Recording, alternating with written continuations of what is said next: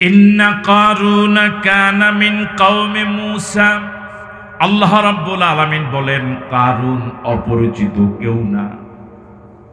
কারুন হযরত মূসা আলাইহিস সালাতু ওয়াস সালামের বংশের লোক। বংশমর্যাদা আছে না নাই? একেবারে পরিচিত মানুষ। হযরত মূসা যে কওমের, কারুনও একই কওম। ফাবাগা আলাইহিম, কারুন মূসা আলাইহিস সালাতু ওয়াস সালামের বংশের লোক হওয়ার পরেও কারুন টাকার গরমে, টাকার অহংকারে নিজ কওম এর লোকদের উপরে বাগাওয়াত করেছে, ঔদ্ধত্যপূর্ণ আচরণ শুরু করে দিয়েছে। ঔদ্ধত্যপূর্ণ আচরণ বুঝেন? তার কাছে কেউ কথা বললে সে শোনার সময়ও মানে কারোরে গনেই না, পাত্তাই দেয় না, একেবারে বেপরোয়া ভাব, অনিয়ন্ত্রিত। হ্যাঁ, গনার আমার কথা না আল্লাহর কথা। বলুন তো, নিজ এলাকা, নিজের বাড়ি, নিজের বংশের লোকদের উপরে এরকম আচরণ শুরু করেছে কিসের কারণে? অহংকার আসছে কিসের গরমে? জোরে কর না কেন? আপনাদের তো টাকা একটু কম, এই জন্য আওয়াজও কম। কিসের গরমে? ওয়া আতাইনাহু মিনাল কুনুজি মা ইন্না মাফাতিহাহু লাতানু বিল উসবাতি উলিল কুওয়া। আল্লাহ রাব্বুল আলামিন বলেন, পৃথিবীর মানুষ শোনো, কারুনকে আমি আল্লাহ এত সম্পদ দিলাম, এত টাকা পয়সা দিলাম, এত ধন সম্পদ দিলাম। এই টাকা পয়সাগুলো জমা রাখার জন্য যে গোডাউন ছিল, কি ছিল? আরো আসতে কর। গোডাউন, গুদাম ঘরে থাকা টাকা পয়সাগুলো হেফাজত করার জন্য কি দেওয়া লাগবে? তালা দেওয়া লাগবে। তালা খোলার জন্য কি লাগবে? এবার বলুন তো, তালার ওজন বেশি হবে না চাবির ওজন বেশি হবে? তালার ওজন বেশি হবে। আল্লাহ রাব্বুল আলামিন গোডাউনের সংখ্যা বলেন নাই, তালার ওজন বলেন নাই, শুধু চাবির ওজন বললেন যে তার এত সম্পদ, এত টাকা আমি আল্লাহ দিয়েছি।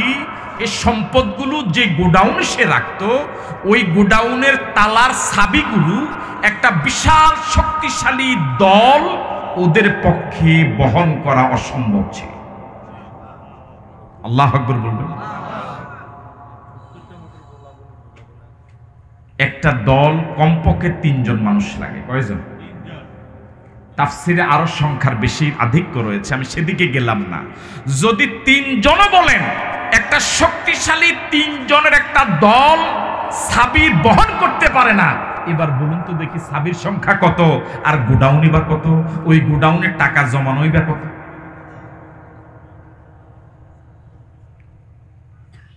ইজ ক্বালা লাহু কওমুহু লা তাফরাহ। কারুন টাকার গরমে এলাকার মানুষকে মানুষই মনে করে না, কাউকে পাত্তাই দেয় না, পাও জমিনে লাগে না, অহংকারী আচরণ শুরু করে দিয়েছে। কারুনের অহংকারের আরেকটা কারণ হলো, কারুনের চিন্তা ছিল আমি ধনী মানুষ। গ্রাম দেশে এখনো বলে, যার টাকা আছে তার পিছনে দুনিয়া আছে, বলে বলে। কারুন চিন্তা করলো, আমি এত টাকার মালিক, কিন্তু মানুষ আমার কথা শুনে না। এলাকার নেতৃত্ব হলো মূসা আলাইহিস সালাতু ওয়াস সালামের হাতে। আল্লাহ রাব্বুল আলামিন নবুয়ত নামক সম্মান দিলেন কাকে? জোরে কম। কারুনকে টাকা দেন নাই, কিন্তু কি দিলেন? নবুয়ত। কি রে ভাই, একটু কথা বলেন না রে ভাই, কি দিলেন? নবুয়ত। নবী বানালেন মূসাকে। আর কারুনকে কি দিল? টাকা দিল, কিন্তু ইজ্জত, নেতৃত্ব। এখন কারুনের চিন্তা হলো, আমার হাতে যেহেতু টাকা আছে, সমাজের নেতৃত্ব আমার হাতে আসবে, মানুষ আমার কথায় উঠবে বসবে, এই এলাকা আমার আঙ্গুলের হেলুনিতে উঠবস করবে, কিন্তু মানুষ আমার কথা শুনে না, আমাকে নেতা মানে না, সমাজের নেতৃত্ব আমার হাতে নাই। অথচ মূসার হাতে টাকা নাই, কিন্তু সমাজের মানুষ তাকে নেতা মানে। এটা কি মানা যায়? এখনো কিন্তু এই খাচ্ছতের কিছু মানুষ পৃথিবীতে আছে, যদিও বাংলাদেশে নাই। আছে। আপনি দেখবেন সমাজে এরকম বহু ধনী মানুষ আছে, ওলামায়ে কেরাম, আলে আলেম ওলামা, হক্কানি পীর মাশেক, আল্লাহওয়ালা, নবীওয়ালা, দিনদার, ফরহেজগার মানুষেরা সমাজের নেতৃত্ব দেখ, এটা তারা পছন্দ করে। ওলামায়ে কেরাম একটু ভালো জামা গায়ে দেখ, এটাও অনেক মানুষ পছন্দ করে। আলেম ওলামা যদি একটু ভালো গাড়িতে চলাফেরা করে, না শেষ দুনিয়াটা, দুনিয়া শেষ, ফুসফাস করে, না নাই দুনিয়া, দুনিয়া ছেড়েলিস, দুনিয়া নাই।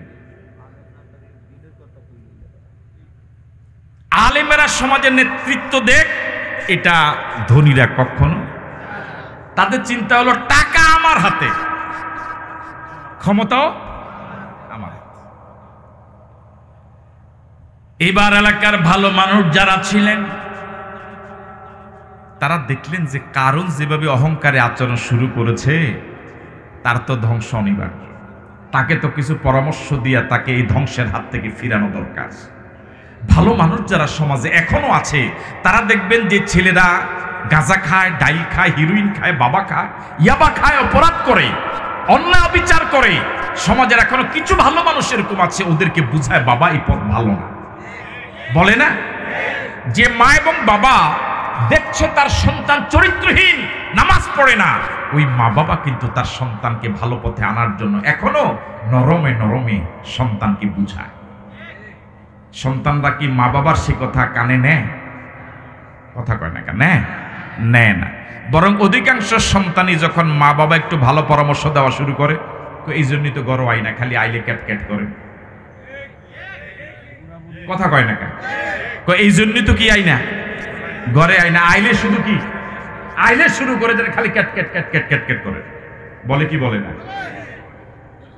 কারুনকে যখন এলাকার লোকেরা পরামর্শ দেওয়া শুরু করেছে, কারুনও এলাকার লোকদের পরামর্শ একটাও ধরে নাই। 17 বছর যত পরামর্শ ভালো মানুষেরা দিয়েছে, একটা পরামর্শ ধরে নাই, কথা কয় না।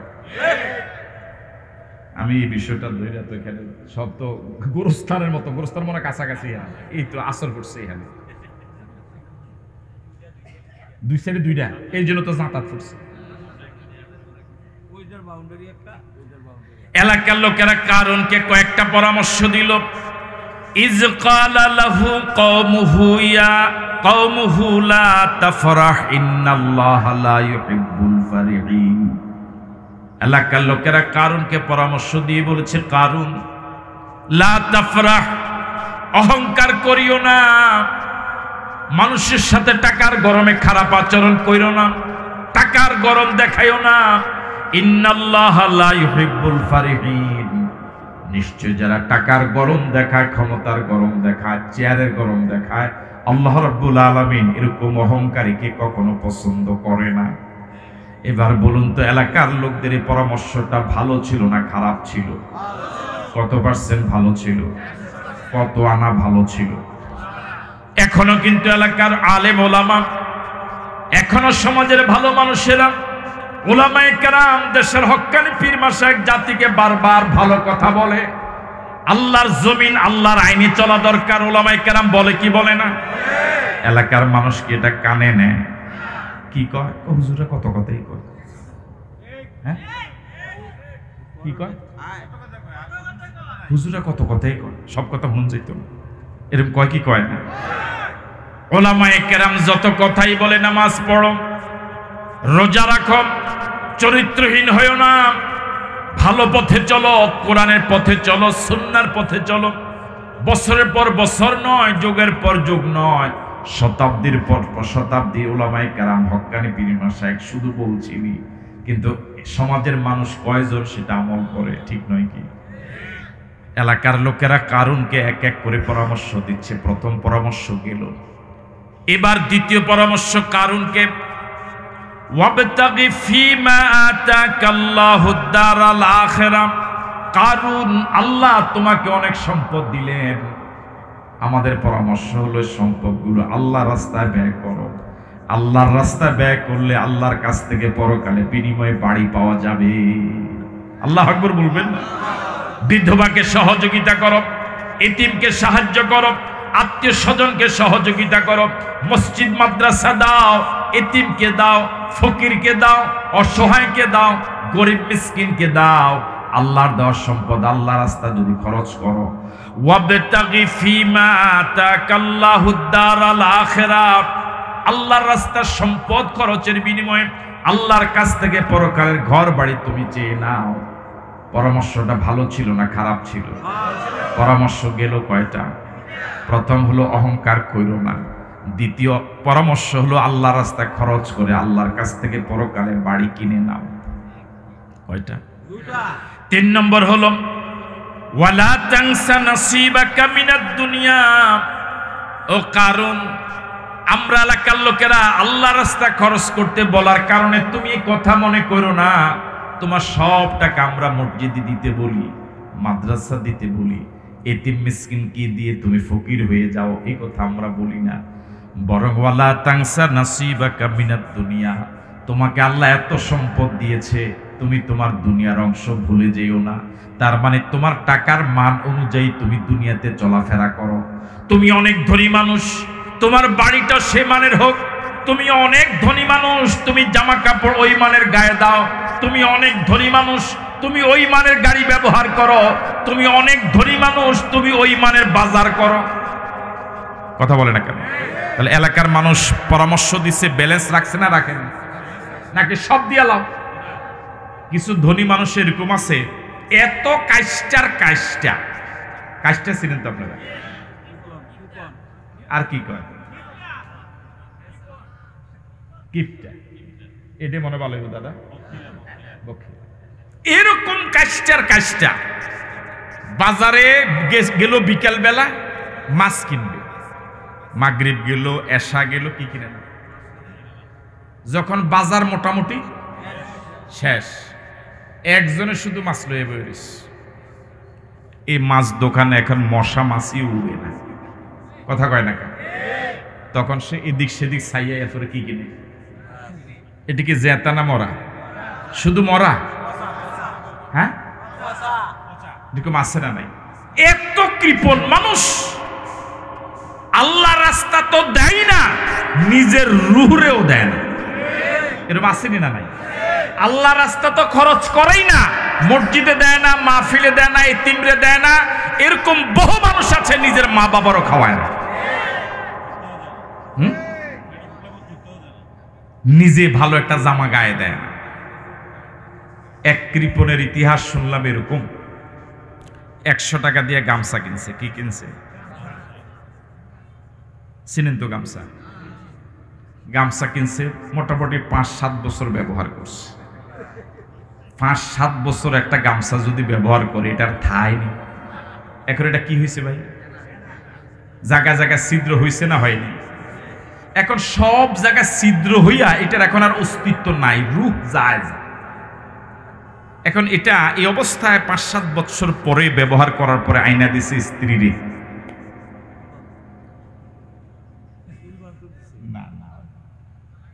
হ্যাঁ হ্যাঁ, ওই যে চুলা থেকে পাতিল উঠায়, আমনে কর, জোরে কর, এটা বানাইছে, ওইটা বানায়। এটা মহিলায় এটা বানাইয়া মোটামুটি এটা 3-4 বছর ব্যবহার করছে। ব্যবহার করার পরে এটার মোটামুটি এটা আইসিইউতে চলে গেছে। এবার ওই চুলা থেকে পাতিল উঠাবার আগে আমাদের মা বোনেরা ওই যে চতুর্দিকে যে কালি লাগে এটা পরিষ্কার করে উঠায়, যেটা দিয়ে মোছে। এটার নাম কি? হ্যাঁ,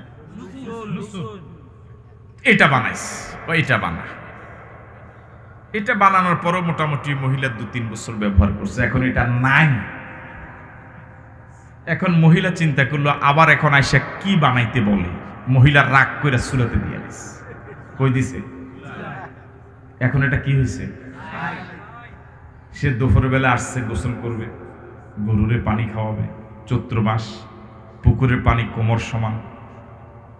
তো গোসলে যাওয়ার আগে কয়টা কই তো মহিলা তো ভয়ে না বলো তো উপায় নেই, কয়টা চুলা কিছু বকাঝকা কইরা কয় সালি উঠা। কি উঠা? তো হাতে সালি নিয়া পুকুরে গিয়া কমর পরিমাণ পানিতে নাইমা কি মাঝে দাঁত মাঝে পুকুর থেকে পানি নিয়ে কুলি করে পুকুরে পানি ছাড়ে আর কয় 100 টাকাই জমে। 100 টাকা কই গেল? জলে। ইসলাম এটা বলে না রে ভাই, আপনাকে আল্লাহ পাক যে সম্পদ দিয়েছে এটাকে অপচয় করা যাবে না। ব্যয় করার দুইটা সূত্র ইসলামের, অপচয় করা যাবে না, কৃপণতা করা। আপনি অপচয় করবেন এটা ইসলাম নিষেধ করেছে, অপচয় করা যাবে না, যা প্রয়োজন আপনি খরচ করবেন। আবার কৃপণতাও করা যাবে না। কি সুন্দর ইসলাম, কি চমৎকার ইসলাম। এই জন্য এলাকার লোকেরা কারণকে পরামর্শ দিল, ওয়ালা তানসা নাসিবাকা মিনাদ দুনিয়া। কারণ আমরা তোমাকে কথা বলি না, সব টাকা ইসলামের পথে খরচ করে, আল্লাহর পথে খরচ করে তুমি ফকির হয়ে যাও। বরং ওয়ালা তানসা নাসিবাকা মিনাদ দুনিয়া, তোমার দুনিয়ার অংশ তুমি ভুলে যেও না। তোমার ইজ্জত অনুযায়ী তুমি খাওয়া দাওয়া করো, চলাফেরা করো, গাড়ি কিনো, বাড়ি করো, এটা তুমি করো। কয়টা পরামর্শ গেল? 4 নম্বর পরামর্শ হলো ওয়া আহসিন কামা আহসানাল্লাহু ইলাইক, ওয়া আহসিন কামা আহসানাল্লাহু ইলাইক। কারণ এই এলাকায় আরো অসংখ্য মানুষ ছিল, আল্লাহ রাব্বুল আলামিন কাউকে তোমার মতো ধনী বানান নাই।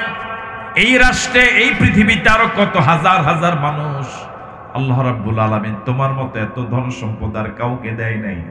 আল্লাহ রাব্বুল আলামিন তোমার প্রতি ধন সম্পদ দিয়ে যে ইহসান করেছেন, এখন তোমার দায়িত্ব হলো তুমি তোমার পরিবার, তোমার এলাকা, তোমার বংশ, পশু পাখি সহ আল্লাহর সৃষ্টি জীবের উপরে তোমার ইহসান করা দরকার।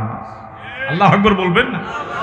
আল্লাহ তোমাকে সম্পদ দিয়েছে, পরীক্ষা করেছে, তুমি অন্যকে দাও কি দাও। বুঝেন নাই কথা? বহু সন্তান এরকম আছে টাকা পয়সা হওয়ার পরে মা বাবাকে বৃদ্ধাশ্রমে পাঠিয়ে দেয়, আছে না নাই? এরকম বহু ভাই আছে। আহা, একটা সময় গরিব ছিল, বোনের অনেক কষ্ট করেছে ভাইয়ের জন্য। আজ ভাইটা অনেক ধনী, বোনের বাড়িতে একবেলা বেড়াইতেও যায় না, বোনটাকে একবেলা দাওয়াত দিয়ে খাওয়ায়ও না। এরকম ভাই আছে না রে ভাই? জোরে বলুন, আছে না নাই? আসলে গরিবের দাম কোথাও নেই, শুধু নির্বাচনের আগে একটু বাড়ে।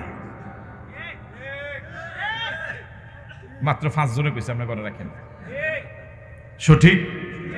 গরিবের দাম কখন বাড়ে? এই নির্বাচনের আগে দেখবেন এমন বাড়বে গরিবের দাম, আহা মায়া, কলিজা ভরা দাও। বুঝতে পারি নাই? আসলে গরিবের দাম কোথাও নাই। যেই স্বামী গরিব, এই গরিব স্বামীটার দাম তার স্ত্রীর কাছেও নাই। কথা কয় না কেন? যেই মেয়ের জামাইটা গরিব, এই মেয়ের জামাইয়ের দাম তার শ্বশুর বাড়িতে নাই। সবাই যে বলেন না? যেই মুরিদ গরিব, গরিব মুরিদের দাম পীর সাহেবের কাছেও নাই। যে কর্মী গরিব, এই কর্মীর দাম দলের নেতার কাছেও নাই। যে মুসল্লি গরিব এবং গরিব মুসল্লির কদর ইমাম সাহেবের কাছেও নাই। আমরা যারা বক্তা, যে আয়োজক গরিব, টাকা একটু কম দিবে মনে হয়, এই বক্তাদের কাছে এরকম গরিব আয়োজকের কদর নেই। কথা বলেন, আমরা চাই যে আয়োজকে কি দিব পাশাপাশি। আহা, পরে যখন মিছিলের প্রয়োজন হয় তখন গরিবের প্রয়োজন, যখন রাস্তার জীবন দেওয়ার প্রয়োজন তখন গরিবের প্রয়োজন, যখন ক্ষমতার কানে বা চেয়ারে উঠার প্রয়োজন তখন গরিবের কাঁধ প্রয়োজন। কাঁধ ছিলেন? কাঁধ সিলিং কি বলে আপনাদের? হোয়া। এটা এই হোয়ারে উঠতে কি লাগে? চগম লাগে, মই লাগে। আপনি হোয়ারে উঠলেন চগম দিয়া, মই দিয়া। উঠার পর কি মইটা ফেলে দেন? ও দেখেন বলে না, মেয়ে ফেলে দেন। কেন ফেলেন না? আমি আবার নামা লাগবে।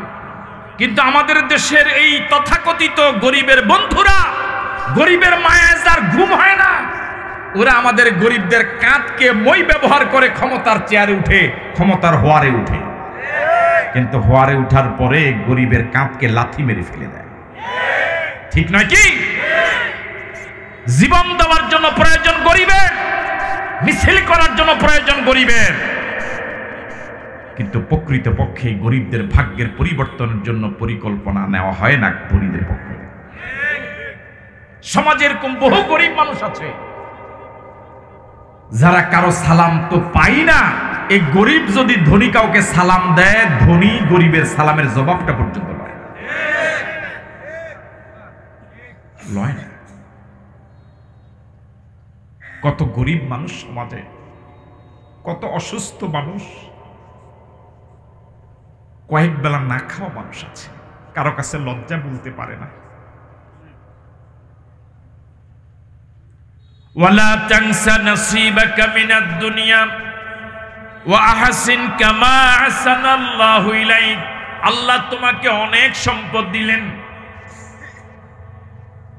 আল্লাহর দেওয়া সম্পদ দিয়ে আল্লাহ তোমার প্রতি ইহসান করলেন। তোমার এখন দায়িত্ব হলো সমাজে কত অভাবী মানুষ, সমাজে কত অসহায় মানুষ, শুধু মানুষ নয় পশু পাখি পর্যন্ত তোমার এই রিজিক থেকে তাদের খাওয়ার হক আছে না নাই? ওয়া আহসিন কামা আহসানাল্লাহু ইলাইক। আল্লাহ তোমাকে যেভাবে ইহসান করেছেন, তোমার দায়িত্ব হলো এবার অন্যের প্রতি তোমার ইহসান করা দরকার। আল্লাহু আকবার। ওয়ালা তাবগিল ফাসাদা ফিল আরদ। এতক্ষণ পর্যন্ত এলাকার সচেতন এবং ভালো মানুষ যারা কারুনের অহংকার দেখে কারুনকে পর্যন্ত 4টা পরামর্শ দিয়েছিলেন, সর্বশেষ 5 নম্বর পরামর্শ হলো ওয়ালা তাবগিল ফাসাদা ফিল আরদ। আমার ভাইয়েরা, আমি দুই একটা বাংলা শব্দ বলি, বুঝেন কিনা দেখেন। সন্ত্রাস, বুঝেন? সন্ত্রাসী, বুঝেন? ভয় পেয়ে গেছেন বলে দেখেন। আপনারা যাকে সন্ত্রাস বলেন, ইংরেজিতে তাকে টেরোরিজম বলে, কোরআন মজিদ তাকে আল ফাসাদ ফিল আরদ বলে। বাংলা যাকে সন্ত্রাসী বলা হয়, যাকে ইংরেজিতে টেরোরিস্ট বলা হয়, কোরআন মজিদ তাকে আল মুফসিদুনা ফিল আরদ বলে। এবার আপনাদের কাছে আমার প্রশ্ন, একটা এলাকায় যদি 5000 মানুষ থাকে, এর ভিতরে অস্ত্রধারী সন্ত্রাসী বেয়াদব এরকম আছে 5টা। কয়টা? পিছনে ভাইরা কি বলেন কয়টা? এলাকার টোটাল মানুষ বলুন তো, 5টা অস্ত্রধারী সন্ত্রাসী টেরোরিস্টের কারণে কয়জন মানুষ ক্ষতিগ্রস্ত? আরামের ঘুম কয়জনের নষ্ট? এই 5000 মানুষের 5000 মেয়ে আছে, কলেজ ইউনিভার্সিটিতে যায়, মাদ্রাসা যায়, ওরা কি জীবনের নিরাপত্তা নিয়ে বসবাস করতে পারে? তাহলে মাত্র কয়জন? আপনি দেখবেন গোটা দেবিদ্বারে, গোটা বাংলাদেশে, গোটা পৃথিবীতে এরকম অস্ত্রধারী সন্ত্রাসী মাস্তান বেয়াদব অপরাধীর সংখ্যা কিন্তু হাতে গোনা অল্প কয়েকজন। কিন্তু তাদের কাছে সমাজের 95 নয় 98% ভালো মানুষগুলো আজ জিম্মি হয়ে আছে। এই সন্ত্রাসীদেরকে প্যাট্রোনাইজ করে যারা, তারা হলো টাকাওয়ালা। কারা? এই অস্ত্রধারীদের পিছনে যদি কোনো টাকাওয়ালার শেল্টার না থাকতো, কোনো টাকাওয়ালার যদি সহযোগিতা তারা না পেত, তাহলে এই অস্ত্রধারীদের বাবার ক্ষমতা ছিল না অস্ত্র কিনা। এই অস্ত্রধারীদের বাবার ক্ষমতা ছিল না এলাকার কোনো ভালো মানুষকে থ্রেট করা।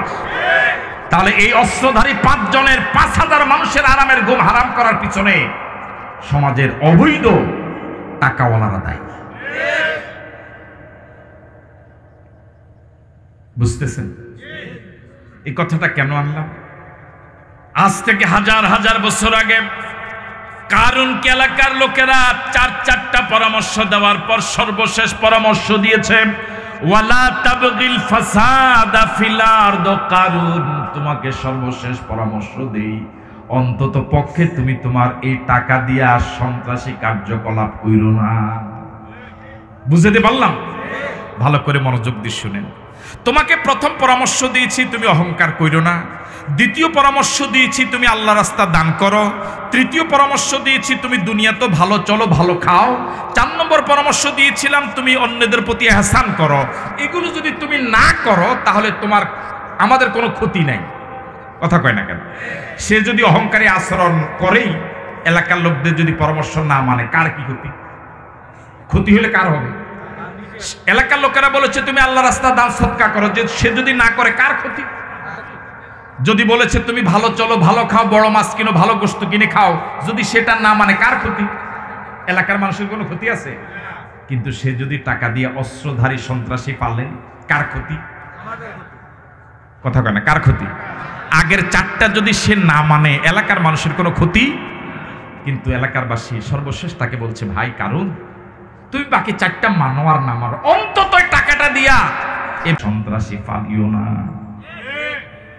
এ হাজার হাজার বছর আগের এই কথা, এই হাজার হাজার বছর পরে আমাদের বাংলাদেশে 2025 সাল, আধুনিক ডিজিটাল আর একটা কি ছিল স্মার্ট যুগে, এই হাজার হাজার বছর আগে ওই এলাকার কারণকে এলাকার ভালো মানুষরা যে পরামর্শ দিয়েছিল, এবার আপনাদের বিবেকের কাছে প্রশ্ন, হাজার হাজার বছর পরে আমাদের বাংলাদেশের ধনীদের জন্য এই পরামর্শটার প্রয়োজন আছে না? না আছে?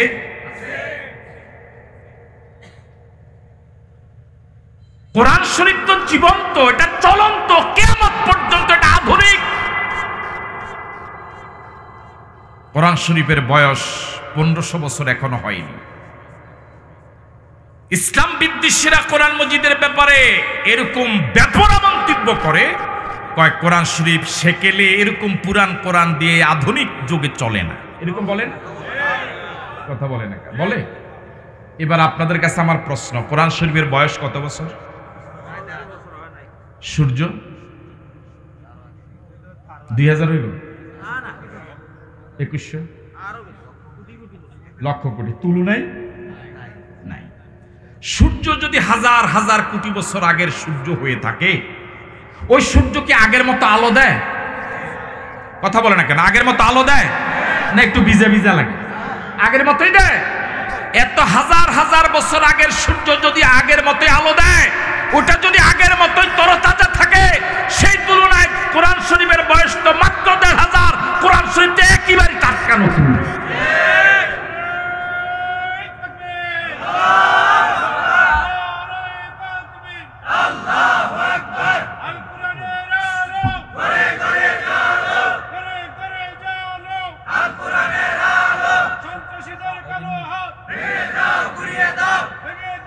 আমার ভাইয়েরা,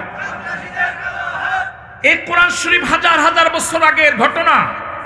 এটা নাজিল হলো 1500 বছর আগে, কিন্তু যে ঘটনা কারুন এবং মুসার, এটা তো 1500 বছর আগের না, এটা তো আরো হাজার হাজার বছর আগের। হাজার হাজার বছর আগের ঘটনা আল্লাহ পাক আমাদেরকে শুনান, কোনো কারণ নাই।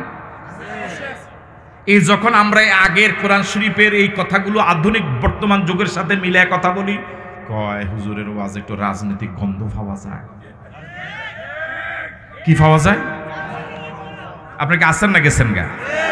মানে শুধু অনুবাদ করে গেলে কয় না হুজুর বালা।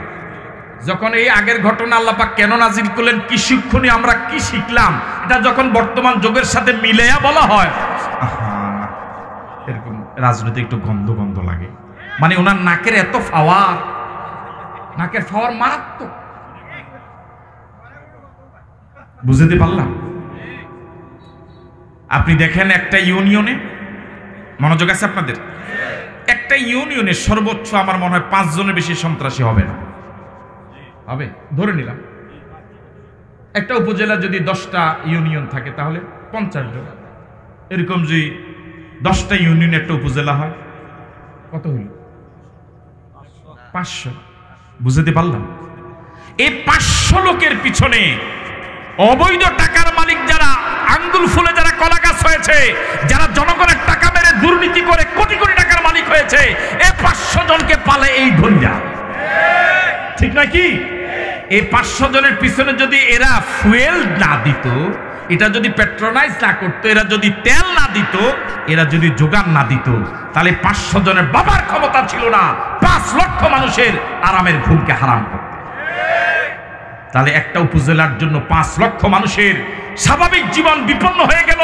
মহিলারা ঘর থেকে বের হতে আপনার ভয় পায়, ঘরে থাকলেও ভয় পায়, অশান্তিতে বসবাস করে, দোকানদার ভয়ে ব্যবসা প্রতিষ্ঠান খোলে, মাত্র 500 জন 300 জন সন্ত্রাসীর কারণে। আর এর পিছনে কয়েকজন ধনী মানুষের অবৈধ টাকাওয়ালা মালিকরা দায়ী। এবার আপনাদের কাছে আমার আরেকটি কথা, আপনি জনগণের টাকা মেরে অবৈধ টাকার মালিক হলেন, দুর্নীতিগ্রস্ত হলেন, দেশটাকে লুটুপুটে খেলেন, দেশটাকে আপনার কি বলে একেবারে ফকির পর্যায়ে নিয়ে গেলেন, সন্ত্রাসী দিকে লালন পালন করে আবার লক্ষ কোটি কোটি 18 কোটি মানুষের আরামের ঘুমকে হারাম করলেন, তাহলে এটা কি বাংলাদেশের জন্য সপক্ষের না বাংলাদেশ বিরোধীরা? এরা জাতির শত্রু, হাতে গোনা অল্প কয়েকজন। আর এদেরকে দমন করার জন্য এই কোরআনের আইন ছাড়া বিকল্প কোনো আইন নেই।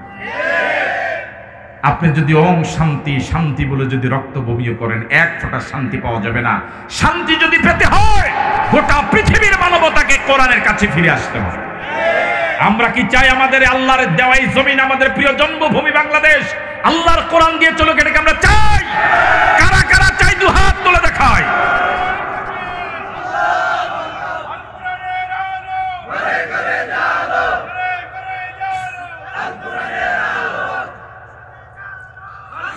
ওয়ালা তাবগিল ফাসাদা ফিল আরদ। এলাকার লোকেরা কারুনকে বলছে, কারুন আমাদের আগের কথাগুলো তুমি যদি মানো তোমার জন্য ভালো, যদি না মানো আমাদের কোনো লস নাই, ক্ষতি নাই।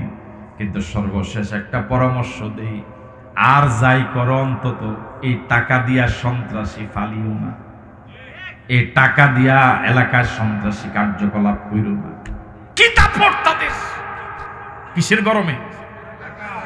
ভাইয়েরা টাকার গরম দেখায়েন না। কয় টাকা আপনার হয়েছে? আল্লাহ রক্তের ভিতরে এমন ক্যান্সার ঢুকায় দিবেন ডাক্তারের পয়সা হবে না। বাংলাদেশের একজন শ্রেষ্ঠ ধনী নুরুল ইসলাম মারা গেল করোনার সময়। আপনারা তার ইতিহাস শুনেছেন কিনা আমার জানা নাই। হাসপাতালে যখন নুরুল ইসলাম, বাংলাদেশের শ্রেষ্ঠ ধনী, কয় টাকা তার ব্যাংকে আছে সম্ভবত তার জানাও ছিল না। চিকিৎসার কোনো ত্রুটি ছিল না। দেশের সব চিকিৎসক তার কাছে। চিকিৎসকদেরকে জীবনের শেষ প্রান্তে ডেকে বলেছিল, আমার সারা জীবনের সব সঞ্চয় সব টাকা আপনাদেরকে দিয়ে দিব, আমাকে শুধু একটু শান্তি দেন, আমাকে শুধু একটু শান্তি দেন।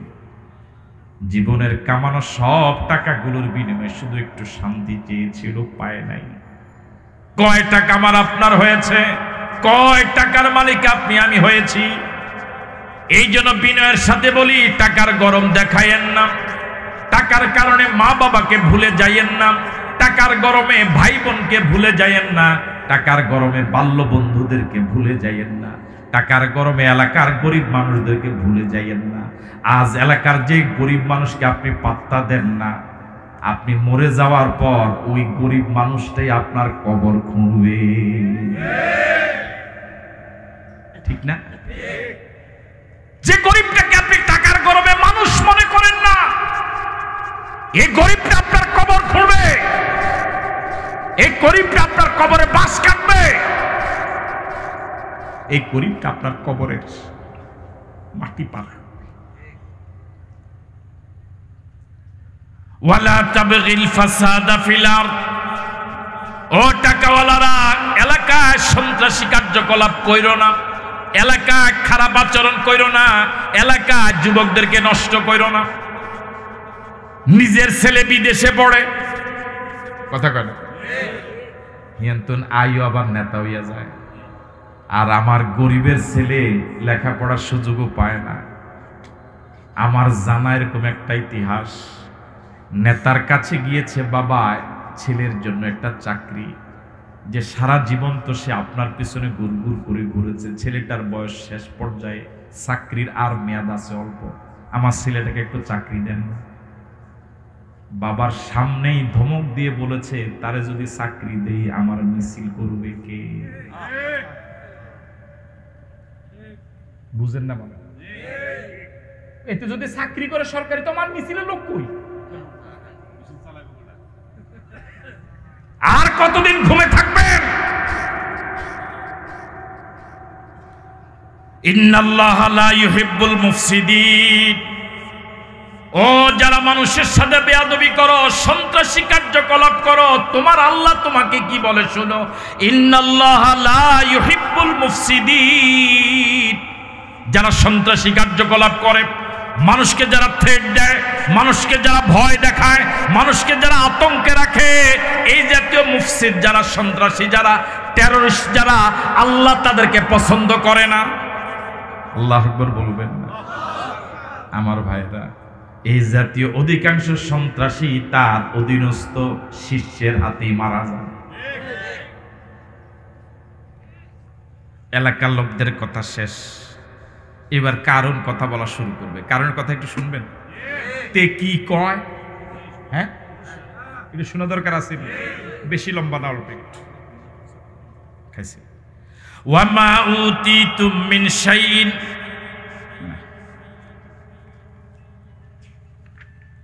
ক্বালা ইন্নামা উতিতুহু আলা ইলমিন ইনদি। অনুবাদ শোনার আগে বলুন নাউযুবিল্লাহ, আরো জোরে বলুন নাউযুবিল্লাহ। এলাকার লোকেরা এতক্ষণ কি ওয়াজ করলো আর সে কি জবাব দেয়।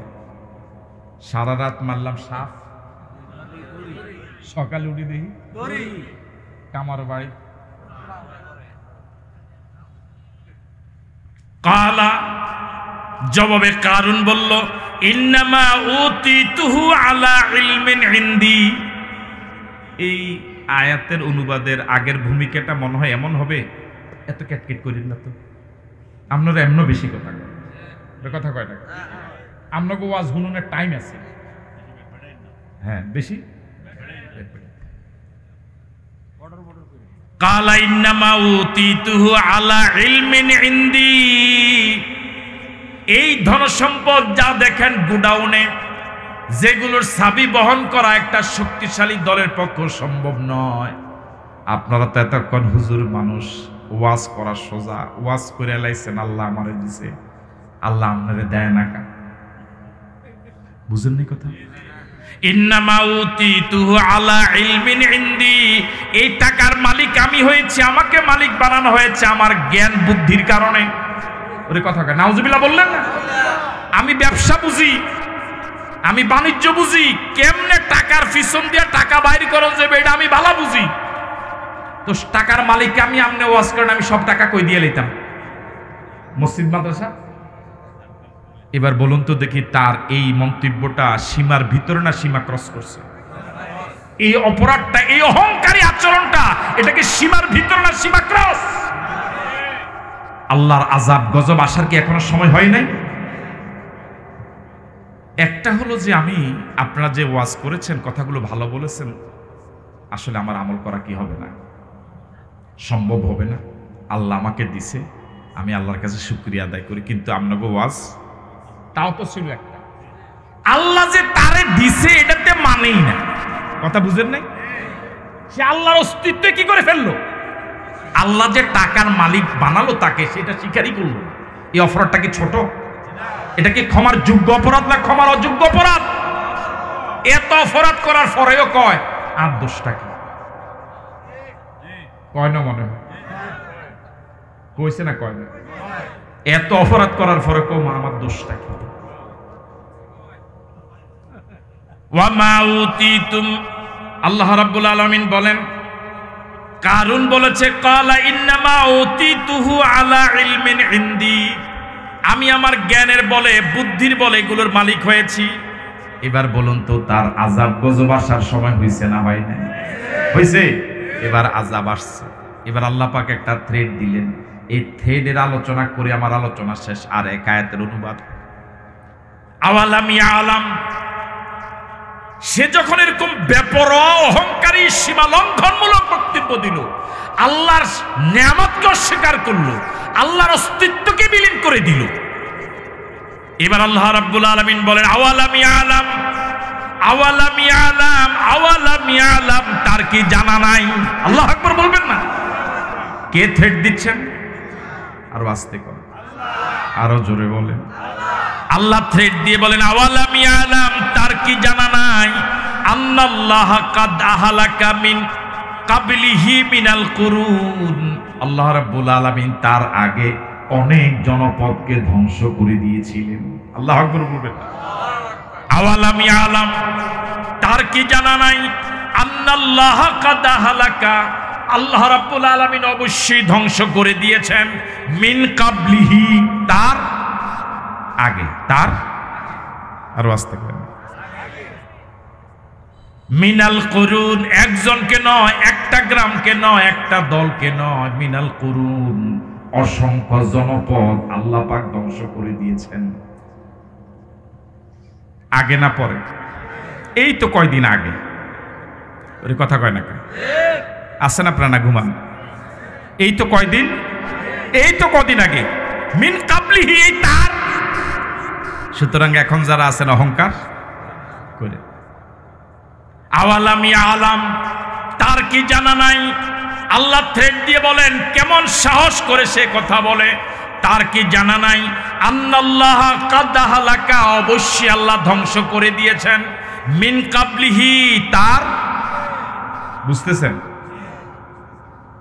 এখন তো অহংকার করে সে, কথা কয় না কেন? এখন অহংকার করতেছে কে? সে কে? কারুন। সে কে? আল্লাহ বলতেছে, কারুনের আগে আমি অনেক জনপদকে কি করে দিয়েছি। এই তো মাত্র কয়েক বছর আগেই, এখন তো 2 বছরও হয়নি।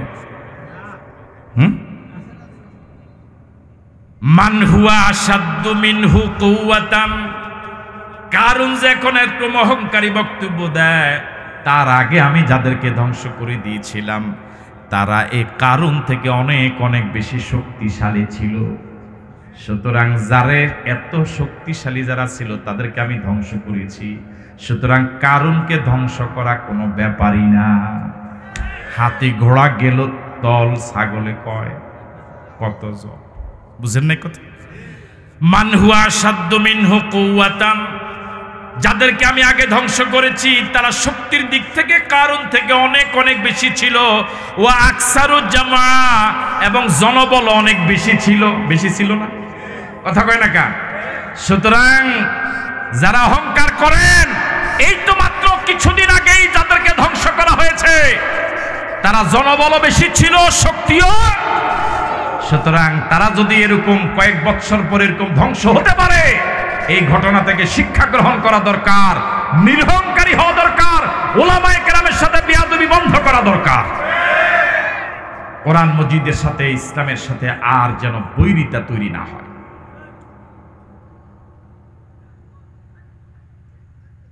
বুঝতে পারলাম? সর্বশেষ যে পরামর্শটা, আমরা এখন যারা আছি আমাদের শিক্ষণীয় হলো, আমরা যদি অহংকার করি তাহলে এই একটু আগে যারা ধ্বংস হয়েছে আমাদেরও ধ্বংস। কিসের কারণে? আরো জোরে বলি, কিসের কারণে? আজকে এই আয়াতগুলো দিয়ে শুধু এই মেসেজটা দেওয়ার চেষ্টা করেছি, আমরা সকলে মিলেমিশে থাকব, অহংকারী আচরণ করব না, কেউ কারো বিরুদ্ধে এভাবে কথা বলবো না। না হলে অহংকারী হলে এই আগে যারা ধ্বংস হয়েছে সেই ধ্বংস আমার আপনার সামনে আছে। আল্লাহ হেফাজত করুক বলি আমিন। সমস্বরে পড়ছি আলহামদুলিল্লাহ, রব্বানা লাকাল হামদ হামদান কাসীরান তাইয়্যিবান মুবারাকান ফীহি ইয়া রাব্বি লাকাল হামদু কামা ইয়ানবাগি লিজালালি ওয়াজহিকা ওয়া আযীমি সুলতানিকা। আল্লাহ সুবহানাহু ওয়া তাআলার শুকরগুজার হওয়ার পর প্রিয় নবীর প্রতি আমরা সকলেই পড়ি সাল্লাল্লাহু আলাইহি ওয়াসাল্লাম। শুহাদায়ে কেরামদের আত্মার মাগফিরাত কামনা করছি। আপনাদেরকে আন্তরিক ধন্যবাদ এবং মোবারকবাদ জানাচ্ছি। বিশেষ করে কুশাগাজী মানব কল্যাণ ফাউন্ডেশনকে ধন্যবাদ জানাচ্ছি। এর আগেও এই মাহফিলে সম্ভবত আমার আরেকবার আসার সুযোগ হয়েছিল, এবছর নিয়ে দ্বিতীয়বার আসার সুযোগ হলো। কুশাগাজী বাড়ি একটি ঐতিহ্যবাহী বাড়ি, এলাকার একটি প্রসিদ্ধ বাড়ি। এ বাড়িতে অসংখ্য যুবক রয়েছেন, আলহামদুলিল্লাহ। তাদের ভিতরে একটি ধর্মীয় অনুভূতি জাগ্রত এবং তারা সকলেই ইউনাইটেড, একতাবদ্ধ। সামাজিকভাবে অনেক কাজ তারা আঞ্জাম দিয়ে থাকেন। প্রতি বৎসর একটি মাহফিল অত্যন্ত চমৎকারভাবে তার উপস্থাপন করে থাকেন। যে সমাজের যুবকেরা ভালো কাজে এভাবে উদ্যোগী ভূমিকা পালন করে, আমাদের সকলের দায়িত্ব এই যুবকদের জন্য মন থেকে দোয়া করা, যাতে করে যুবকরা উৎসাহিত হতে পারে এবং এই জাতীয় আরো অনেক ভালো ভালো উদ্যোগ তারা নিতে পারে। আজকের সভাপতির কাছ থেকে আপনারা তাদের বিষয়ে সংক্ষিপ্ত হলেও একটা চিত্র জানতে পেরেছেন। আমি তাদের জন্য দোয়া করি, আল্লাহ এই যুবকদেরকে তুমি দ্বীনের জন্য ওমরের মতো কবুল করে নাও। আজকে এই মাহফিল তাফসিরুল কোরআন মাহফিল, সে লক্ষ্যে আমি কোরআন মজিদ থেকে কথা বলার জন্য চেষ্টা করব ইনশাআল্লাহ। কোরআন মজিদ থেকে আমরা তো কথা বলতে পারবো না, মালিক যদি আমাদেরকে তৌফিক না দেন। সুবহানাকা লা ইলমা লানা ইল্লা মা আল্লামতানা ইন্নাকা আনতাল আলিমুল হাকিম। রাব্বিশ শরহ লি সাদরি ওয়া ইয়াসসির লি আমরি ওয়াহলুল উকদাতাম মিন লিসানি ইয়াফকাহু কওলি। কোরআন মজিদের পরিচিত একটি সূরা, যে সূরার নাম কাসাস,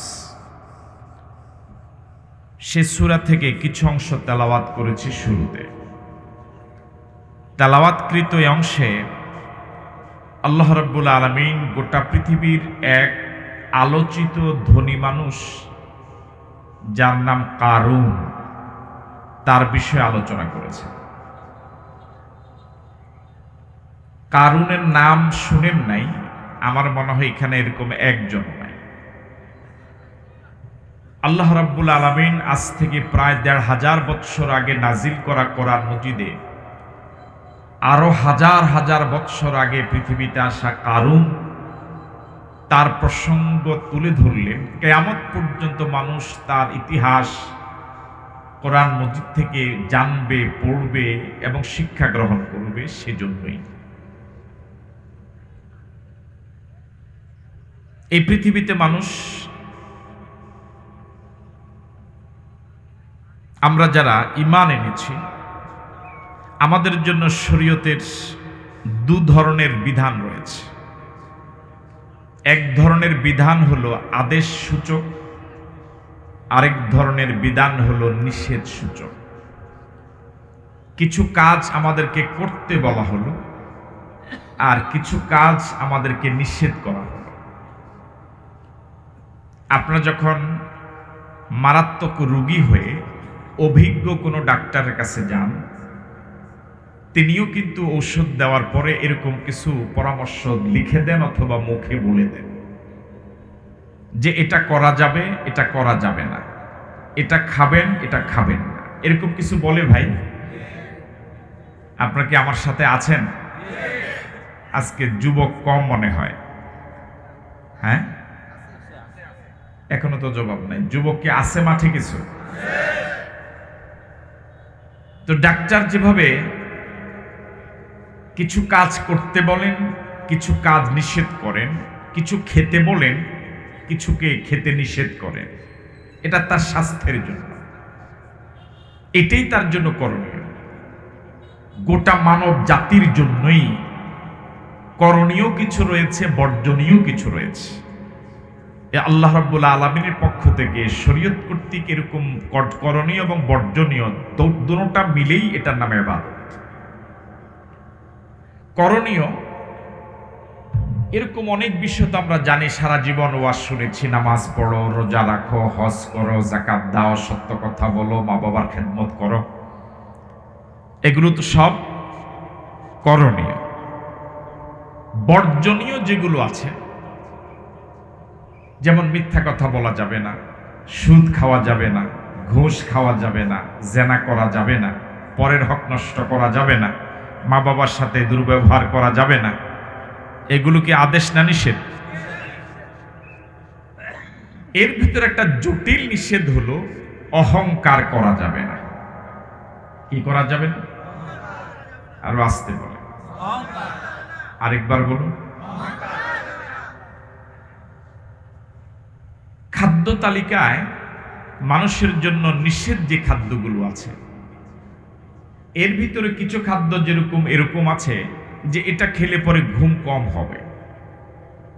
মনোযোগ আছে আপনাদের? ডাক্তারে বলেছে এটা খেয়েন না, এটা খেলে আপনার ঘুমটা কম হবে। আবার এরকম দুইটা খাদ্য বলেছে যে এটা খাবিনি না, এটা খেলে আপনার ক্যান্সার হবে। দুটোটাই তো নিষেধ। আপনার কি আমার কথা বুঝতেছেন?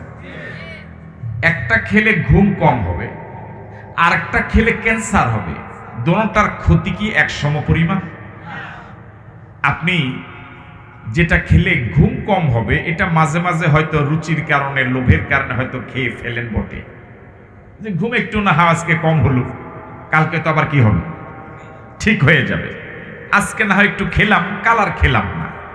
কিন্তু যেটা খেলে ডাক্তার বলেছে ক্যান্সার হবে, এটা কি আপনি জ্ঞান থাকা সত্ত্বে কি খাবেন? নিষেধ যে কাজগুলো আছে শরীয়তের, এর ভিতরে একটা মারাত্মক খারাপ কাজ হলো অহংকার। রাসূল করিম সাল্লাল্লাহু আলাইহি ওয়াসাল্লাম ইরশাদ করেছেন, অহংকার এত খারাপ, এত বাজে। কোন ব্যক্তির ভিতরে যদি অহংকার ঢুকে যায়, অহংকার এত খারাপ, আগুন শুকনো কাঠকে যেভাবে জ্বালিয়ে ছাই করে দেয়, অহংকার গোটা মানুষের সব আমলকে বরবাদ করে দেয়। এবার বলুন তো দেখি, অহংকারটার ক্ষতির দিক অল্প না অনেক? আওয়াজ কি বেশি হয়েছে? আপনি করেননি? তাহলে অহংকারের ক্ষতির দিকটা কি অল্প না অনেক? অহংকার আপনি করবেন, অহংকারী আপনি হবেন, অহংকারী আচরণ আমি করব, এই অহংকার নামক এই পাপটা কোনো ব্যক্তির ভিতরে ঢুকলে এটার ক্ষতির দিকটি এত মারাত্মক, এত জটিল, এত ভয়ানক, এত বিপজ্জনক, গোটা বিগত জীবনের সব আমলগুলো বরবাদ হয়ে যায়।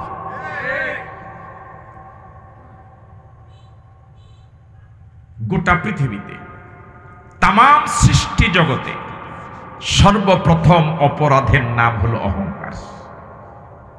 বলুন তো, গোটা সৃষ্টি জগতের প্রথম অপরাধের নাম অহংকার। এটা তো মনে অহংকারের কারণে জোরে বলতে পারেন নাই। গোটা সৃষ্টি জগতে সর্বপ্রথম সংগঠিত অপরাধের নাম অহংকার। আল্লাহ রাব্বুল আলামিন আদমকে সৃষ্টি করেছিলেন, আমাদের আদি পিতা।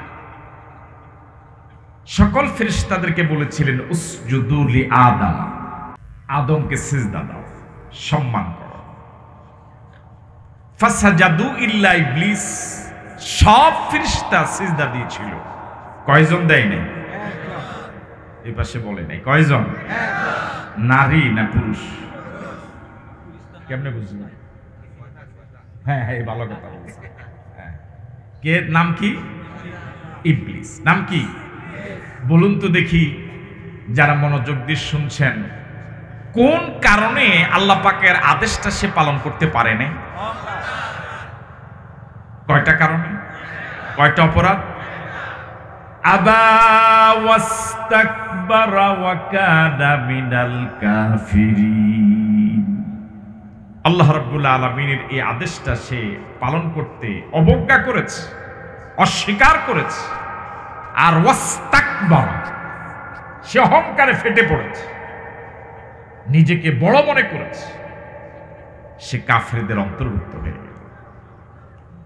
তার যুক্তি ছিল, আপনি যাকে সিজদা করতে বলেছেন সে মাটির সৃষ্টি, আর যাকে সিজদার আদেশ করেছেন সে হলো আগুনের সৃষ্টি, সুতরাং আমার সম্মান বেশি, আমার ক্ষমতা বেশি। এবার সবাই একযোগে বলুন তো, তামাম সৃষ্টির জগতে সর্বপ্রথম অপরাধের নাম? আপনাদের এই এলাকায় এই কথাটা প্রচলিত আছে কিনা আমার জানা নাই। আমাদের এই অঞ্চলে একটি কথা খুব বেশি মাশহুর, অহংকার পতনের মূল। এই দেবিদ্বার ওটা ঢুকছে? হ্যাঁ আছে। অহংকার পতনের। আপনি দেখবেন এই পৃথিবীতে যারাই ক্ষমতাচ্যুত হলো, যারাই পদ হারালো, যারাই অপদস্থ হলো, গোটা পৃথিবীর বিগত দিনের ইতিহাস এরকম 1000 মানুষ, শত শত মানুষের ইতিহাস যদি আপনি পর্যালোচনা করেন, তাহলে আপনার কাছে যে বিষয়টা একদম সবার জন্য ক্লিয়ার হবে, ধরা পড়বে, সেটা হলো সব মানুষের পতনের প্রধান কারণ ছিল অহংকার। আজকের সভাপতি সাহেব 17 বছরের সংক্ষিপ্ত ইঙ্গিতপূর্ণ একটা কথা বলেছেন, মনে আছে আপনাদের? আওয়াজ যে ছোট হয়ে গেল, ভয় পান আপনারা? কত বছরের? এটা যদি উনি না বলতেন আমার বলার প্রয়োজন ছিল না। উনি এটা বইলে আমার একটু আগাইয়া দিছে। আগাই দিছে মানে কি? মানে একটু সহজ করে দিছে। আপনি একটু কল্পনা করেন, 17 বছর, হাজার অপরাধ, আমার মনে হয় সবচেয়ে বড় অপরাধ হলো অহংকার। সবচেয়ে বড় অপরাধ ছিল কাউকে পাত্তা দিত না, কাউকে মানুষ মনে করতো না, কারো পরামর্শই ধরতো না, কাউকে ইজ্জত দিত না। কথা কি সঠিক? কাউকে মানুষই মনে করতো না। আপনি এটা লোয়াই দিলেন, আপনি যে পাতেন না, অসুস্থ কেন? একটু আসতে হইলে তো লগলে 8টা লাড়ালাড়ি করবেন তো।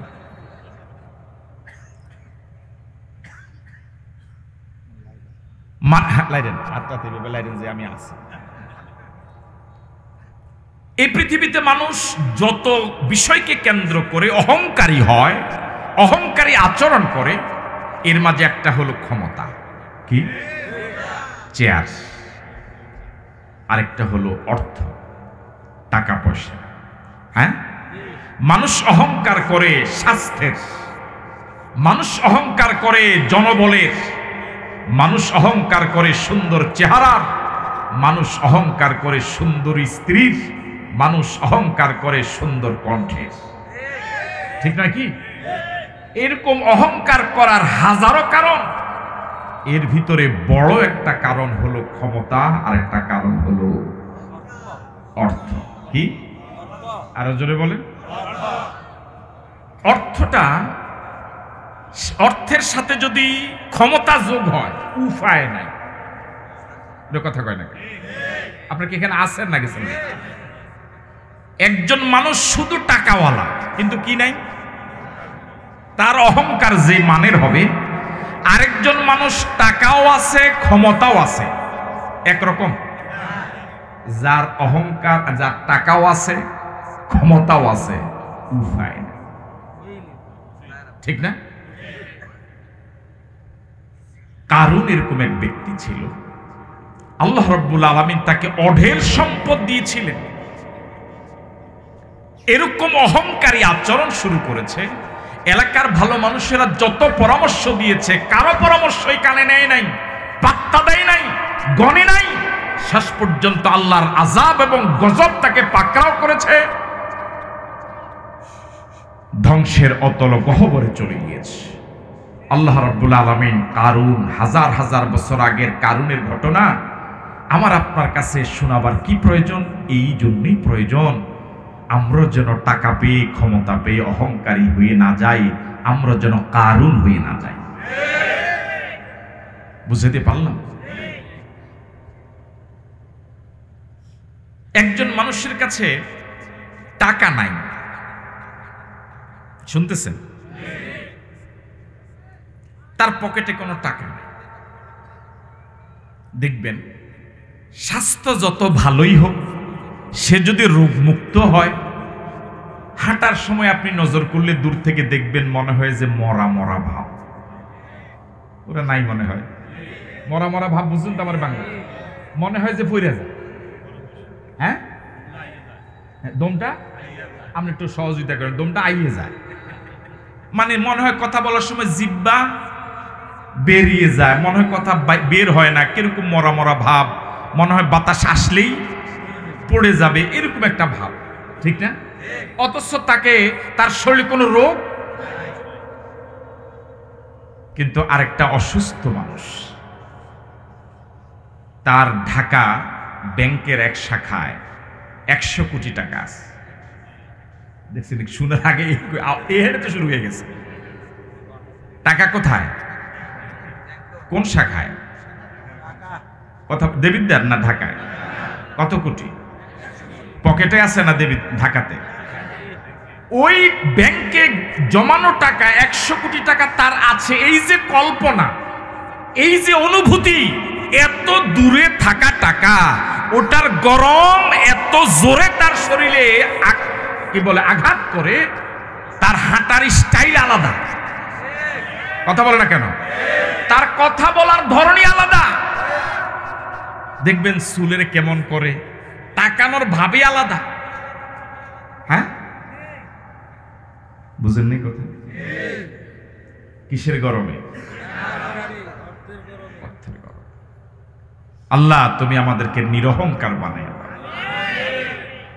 সারা জীবন কত কষ্ট করে কম বেশ কিছু আমল করেছি, তোমাকে কিছু সেজদা দিয়েছি, না খেয়ে রমজান মাসের রোজা রেখেছি, তোমার কিছু জিকির আজকার করেছি, তোমার কোরআনে হাকিম মাঝে মাঝে কিছু তেলাওয়াত করেছি, জনগণকে কোরআন হাদিসের আলোচনা শুনিয়েছি। মালিক, অহংকার রোগের কারণে যদি আমার সব আমলটা বরবাদি হয়ে যায়, আমি তো খালি হাতে হাসরের ময়দানে উঠা লাগবে। মালিক দয়া করে মায়া করে আমাদের সবাইকে তুমি অহংকার নামক পাপটা আমাদের থেকে তুমি ধুয়ে মুছে পরিষ্কার করে দাও। অহংকারটাকে তুমি মাটির সাথে মিশায়া দাও। আল্লাহ, আমরা মাটির মানুষ, আমাদেরকে তুমি মাটির মতো বানায়া দাও। আল্লাহ, মাটির মতো নিরহংকার বানায়। মাটির গুণ নিরহংকার। মাটিতে কোনো কি নেই।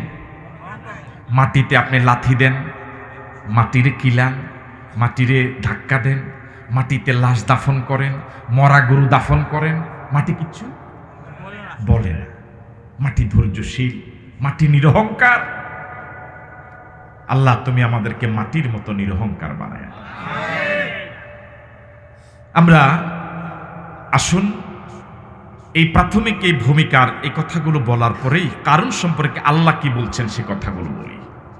বিরক্ত হচ্ছেন না তো? আমার আলোচনা দীর্ঘায়িত না করে এখানে শেষ করতে যাচ্ছি। আমরা মুনাজাতের মাধ্যমে শেষ করব।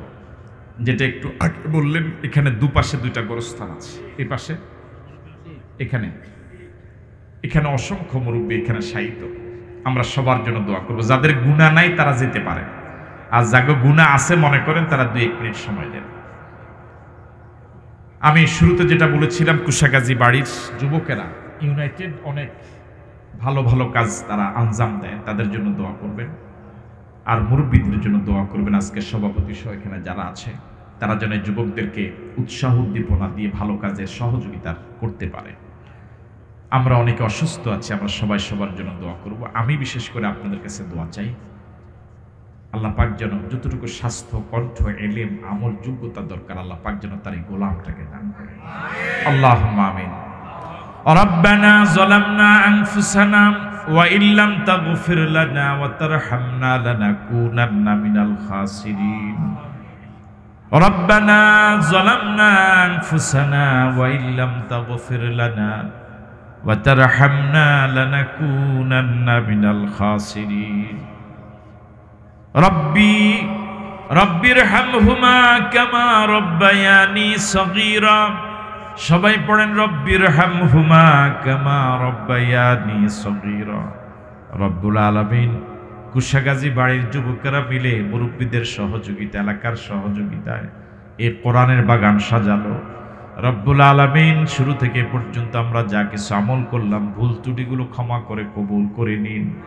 সওয়াবটুকু নবীজির রওজা সোনার মদিনায় পৌঁছে দিন।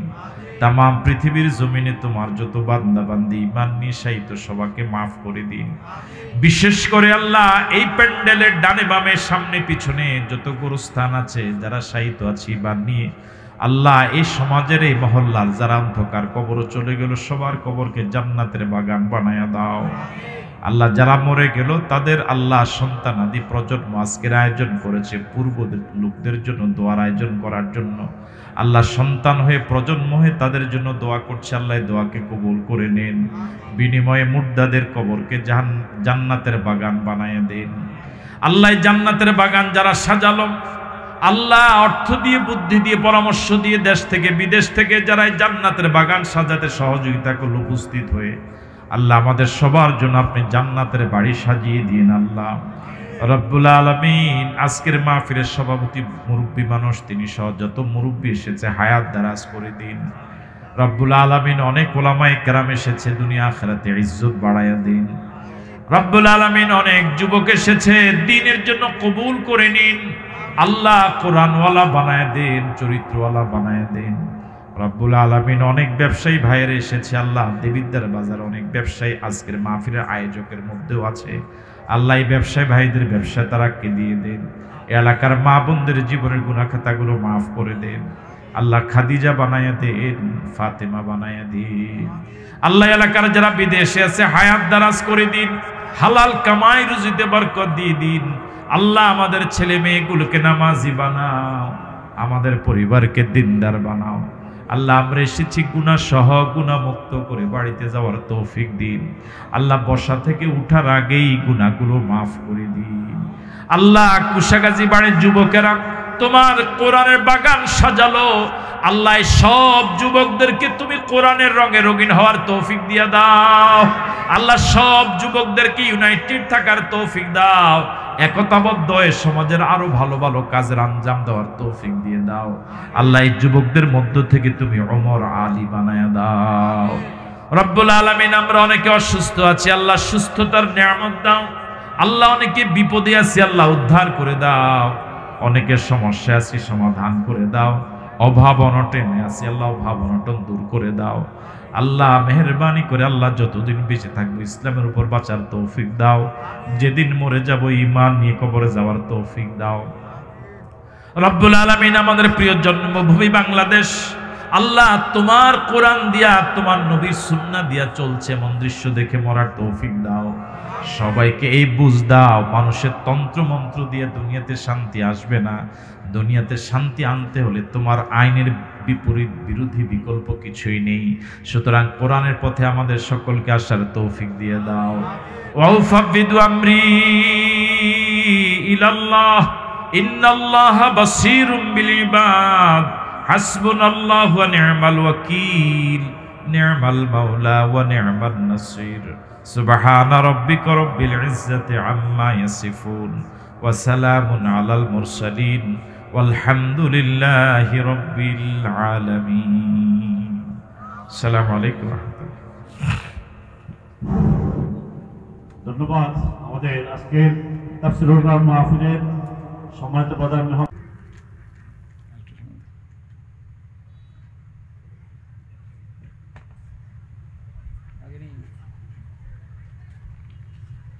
السلام عليكم ورحمة الله وبركاته.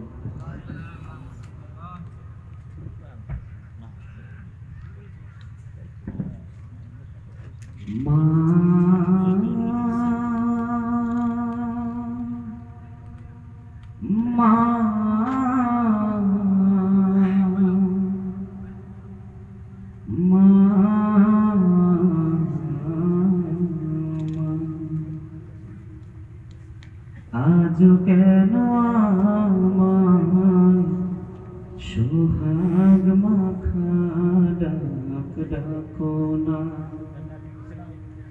আজ কেন আমায় সোহাগ মাখা ডাক ডাকো না। কোথায় হারিয়ে গেলে তুমি, সারাক্ষণ তোমার খুঁজি আমি, কোথায় হারিয়ে গেলে তুমি, সারাক্ষণ তোমার খুঁজি আমি। মা বলে এত ডাকি, মা বলে এত ডাকি, ডাকি শুনতে পাও আজ কেন আমার সুহাগ মাথা ডাক ডাকো না, আজ কেন আমার সুহাগ মাথা ডাক ডাকো না। তোমার কথা মনে পড়লে বুকটা ভেজে যায়, আখির জলে তোমার কথা মনে পড়লে বুকটা ভেজে যায়, আখির জলে মা বলে এত ডাকি, মা বলে এত ডাকি, ডাকি শুনতে পাও না, আজ কেন আমার সুহাগ মাথা ডাক ডাকো না, আজ কেন আমার সুহাগ মাথা ডাক ডাকো না।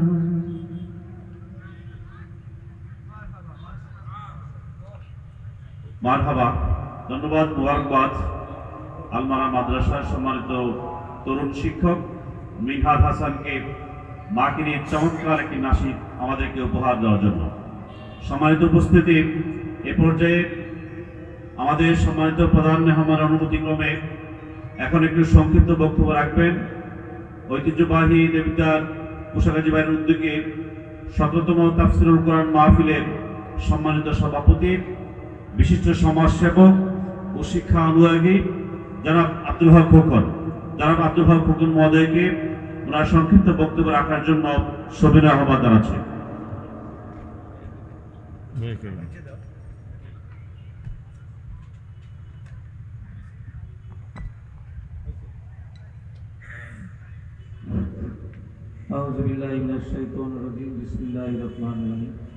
সকল উপস্থিতি আসসালামু আলাইকুম ওয়া রাহমাতুল্লাহি ওয়া বারাকাতুহু। প্রধান মেহমানের স্টেজে বসাই রেখে কথা বলা এটা এক ধরনের বেয়াদবি, তারপরেও যেহেতু ওনার অনুমতি এই জন্য কথা বলতেছি। কুশাগাজী বাড়ির উদ্যোগে এই বছর সহ আমাদের ১৭তম মাহফিল অনুষ্ঠিত হতে যাচ্ছে।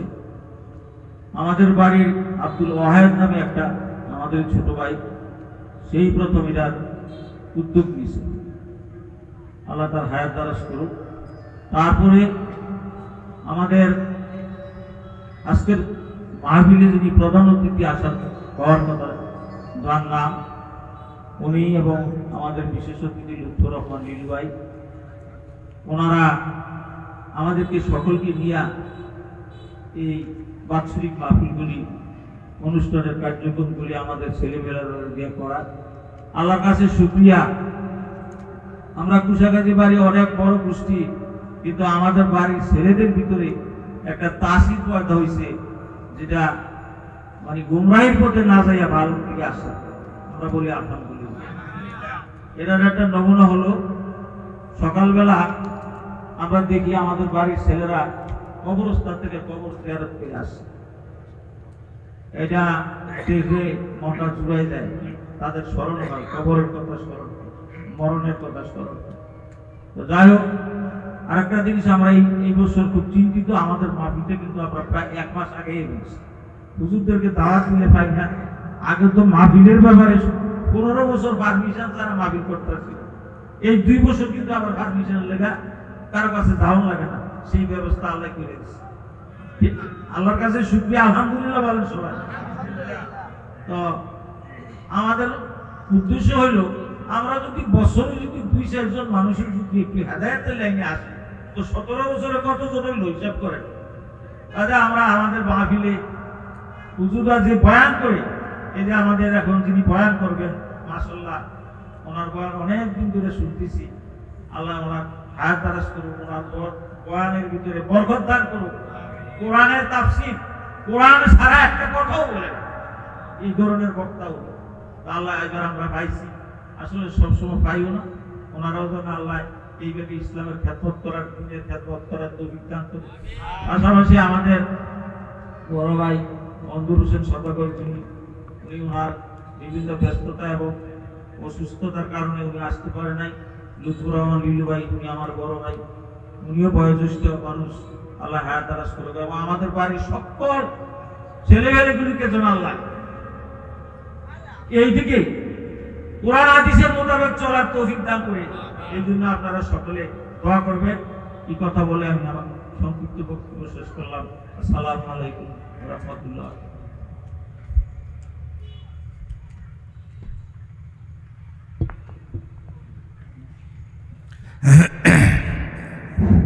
ধন্যবাদ সভাপতি মহোদয়কে। নহি মুরাজিবে ভোগ বিলাসের, শাহাদাত ছিল কাম্য মুদের। ভিখারীর সাজে খলিফা যাদের, শাসন করিল আদা জাহান। তারা আজ পরে ঘুমায় বেহুশ, বাহিরে বইছে ঝড় তুফান। সম্মানিত উপস্থিতি, এ পর্যায়ে আমাদের সামনে আলোচনা নিয়ে আসছেন ঐতিহ্যবাহী দেবিদ্বার কুশাগাদের বাড়ির উদ্যোগে আয়োজিত 17তম তাফসীরুল কোরআন মাহফিলের সম্মানিত প্রধান মেহমান, ঐতিহ্যবাহী হাজীগঞ্জ আহমদিয়া কামিলী মাদ্রাসার সম্মানিত প্রধান মুহাদ্দিস, বিশিষ্ট ইসলামিক চিন্তাবিদ, বিশিষ্ট ইসলামিক দায়ী মুহাদ্দিস আবু নসর আশরাফি, মুহাদ্দিস আবু নসর আশরাফি সাহেবকে ওনার মূল্যবান আলোচনা পেশ করার জন্য সবিনয় আহ্বান জানাচ্ছি।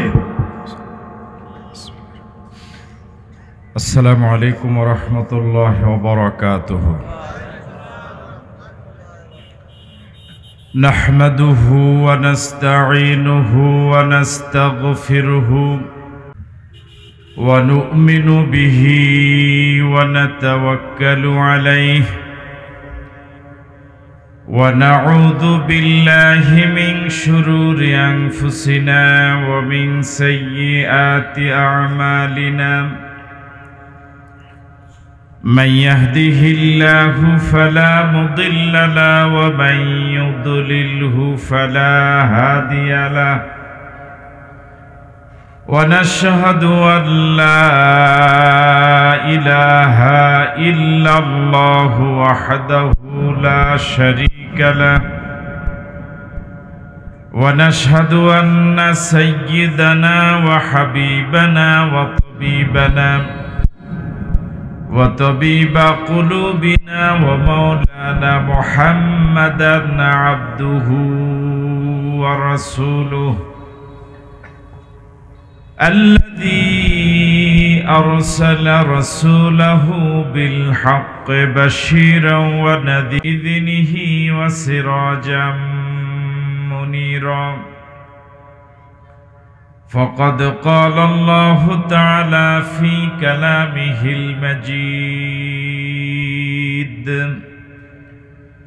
وفي فرقانه الحميد. সবাই পড়ুন আউযু বিল্লাহি মিনাশ শাইতানির রাজীম।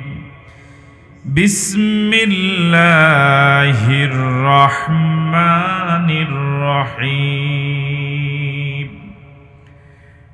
ইন্না কারুনা কানা মিন কওমি মূসা ফাবাগা আলাইহিম ওয়া আতাইনাহু মিনাল কুনুজি মা ইন্না মাফাতিহাহু লাতানু বিল উসবাতি উলিল কুওয়া إذ قال له قومه لا تفرح إن الله لا يحب الفرحين آمنت بالله. وقال تعالى في شان حبيبه آمرا ومخبرا إن الله وملائكته يصلون على النبي يا أيها الذين آمنوا صلوا عليه وسلموا تسليما اللهم صل على